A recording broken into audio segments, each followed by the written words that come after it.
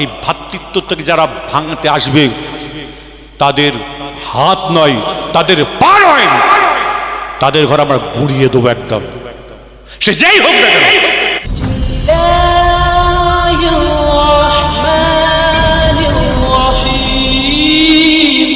আজকে বাংলার মানুষ যারা এখানে বসে আছেন, আজকে বলুন ফুরফুরা শরীফের মুজাদ্দিদে জামান আমিরুশ শরিয়াত আলা হযরত পীর আবু বকর সিদ্দিক রাহমাতুল্লাহ আলাইহি তানার অবদানকে আমরা এখানে ভুলতে পারি না। আল্লামা বসিরহাটের হুজুর রাহমাতুল্লাহ আলাইহি তানার অবদান আমরা ভুলতে পারি না। যত আল্লাহর ওলিরা এখানে দুনিয়ায় এসেছেন তাদের অবদান আমরা ভুলতে পারি না। আজকে বাংলার মানুষ যারা আমরা এখানে বসে আছি, গোল পাঞ্জাবি পরে বসে আছি, মাথায় গোল টুপি দিয়ে বসে আছি, মুখে দাড়ি রেখেছি, 80% আর 95% আমার ফুরফুরা শরীফ মুজাদ্দিদে জামান পীর আবু বকর সিদ্দিক রাহমাতুল্লাহর অবদান। ডক্টর শহীদুল্লাহ সাহেব বড় আলেম হয়েছিলেন, 4টে ভাষায় তিনি জ্ঞান অর্জন করেছিলেন। ফুরফুরার পীর আবু বকর সিদ্দিক রাহমাতুল্লাহ আলাইহির কাছে গিয়ে শরিয়াতের শিক্ষা পেয়ে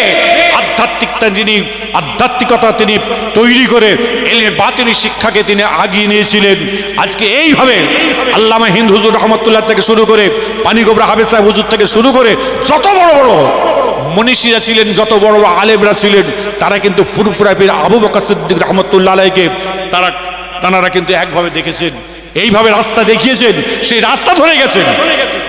আজকে চিন্তা করতে পারেন আসামের মুখে মুজাদ্দিদে জামান দাদা হুজুর কেবলা রহমতুল্লাহ আলাইহি আছেন, আল্লামা হিন্দ বসিরহাটে আল্লামা হুজুর রহমতুল্লাহ আলাইহি রয়েছেন, আল্লামা নেসারউদ্দিন সাহেব হুজুর রহমতুল্লাহ রয়েছেন। গরুর গাড়ি করে ইসলাম প্রচার করার জন্য এমন সময় মুজাদ্দিদে জামান দাদা হুজুর কেবলা যাচ্ছেন। সন্ধ্যা হয়ে গেছে, মাগরিব হয়ে গেছে, মাগরিবের নামাজের পরে যাচ্ছেন, অন্ধকার হয়ে গেছে। এমন সময় মোষের গাড়ি যিনি চালান, মোষের গাড়ি গাড়োয়ান, সে বলছে হুজুর সামনে পোকা আছে, আমি যাব না, সামনে পোকা আছে, আমি যাব না। তখন মুজাদ্দিদে জামান পীর আবু বকর সিদ্দিক রাহমাতুল্লাহ আলাইহি আল্লামা হিন্দ হুজুরকে বললেন, নেসারউদ্দিন সাহেব হুজুরকে বললেন, কি ব্যাপার, পোকাটার মানের অর্থ কি একটু জানুন। এমন সময় মুজাদ্দিদে জামান পীর আবু বকর সিদ্দিক রাহমাতুল্লাহ আলাইহি 2-3 মিনিট পরে বললেন, বুঝেছি, সামনে বাঘ রয়েছে, সামনে বাঘ রয়েছে, যাওয়া যাবে যে যাবে না। এই বসিরহাট আল্লামা হুজুরকে বললেন, বড় মৌলানা সাহেব, নেসারউদ্দিন সাহেব, আজকের এই মোষের গাড়ির পাইলটকে, গাড়োয়ানকে মিডিলে বসাও, মিডিলে বসাও, আর আমি আবু বকর, আমি আজকে গাড়োয়ান হব। এমন সময় মুজাদ্দিদে জামান দাদা হুজুর কেবলা রহমতুল্লাহ আলাইহি মোষের গাড়িকে তাড়াচ্ছে, মোষের গাড়ি যাচ্ছে, সামনে দেখতে পাচ্ছেন দুটো বাঘ দুদিকে রয়েছে, দুদিকে দুটো বাঘ। এমন সময় দেখা যাচ্ছে মুজাদ্দিদে জামান পীর আবু বকর সিদ্দিক রাহমাতুল্লাহ আলাইহির দিকে ডান দিকের বাঘটা তাকিয়ে বিড়ালকে আদর করলে যেরকম মায়া করে মুখটাকে গুজে নেয়, একটা বাঘ মাথাটাকে গুজে নিয়েছে, আর দ্বিতীয় বাঘটা আস্তে আস্তে সুরসুর করে চলে যাচ্ছে। আল্লামা হুজুর রহমতুল্লাহ আলাইহি বলছেন, অনেকটা দূরে যাওয়ার পর আমি দেখছি ওই বাঘ কিন্তু চুপচাপ মাথায় হ্যাঁত করে রয়েছে, আমার মুজাদ্দিদে জামানের দিকে তাকাতে পারলো না, আমাদের গাড়ির দিকে, আমাদের মোষের গাড়ির দিকে তাকালো না। আরেকবার জোরে বলা যাবে না সুবহানাল্লাহ। আজকে বড়ই বুঝুন, আজকে আমাদের জানার দিন। সেই মুজাদ্দিদে জামান পীর আবু বকর সিদ্দিক রাহমাতুল্লাহ আলাইহির বাড়ির সন্তান ছিলেন, তার 5টা औलाद, 5 औलाद, তার 5 औलाদের 32টা औलाद।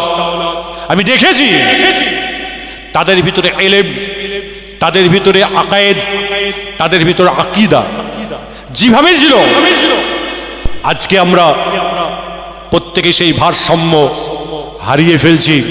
তার জন্য বাংলার মানুষদের আমি সচেতন করতে এসেছি আজকে।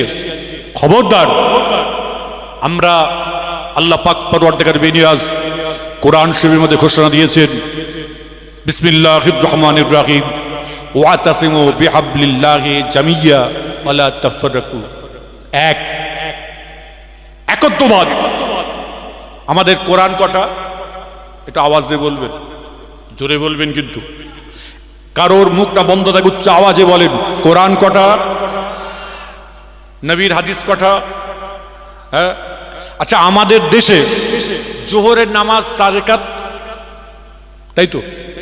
ফরজ নামাজ, জোহরের ফরজ কয় রাকাত?